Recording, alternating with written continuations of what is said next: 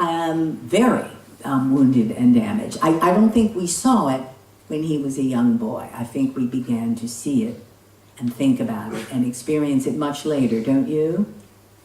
So, if it seemed a little, glib, my kind of happy ending of, look what he's giving, nevertheless, even an artist who's working with a kind of, dense menacing, which he often was, complicated and even, with levels of suppression and repression, it still seems to me that, the ways in which his influence is writ large, they're huge. Maybe it's some of the the Atlanta really took up this Atlanta episode. Did you see it? With Michael? That really took up, the terror and the gloominess of his life.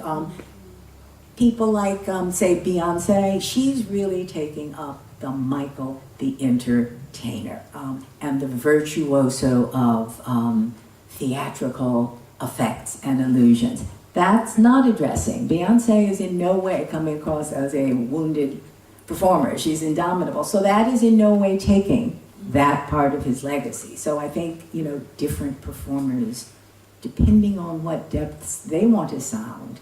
I think Janelle Monáe, who's also learning from Prince, is, taking, some of these narratives of sexual ambiguity and sexual doubleness, and crossing gender boundaries, and making them, now making them a more triumphant story. Mm-hmm.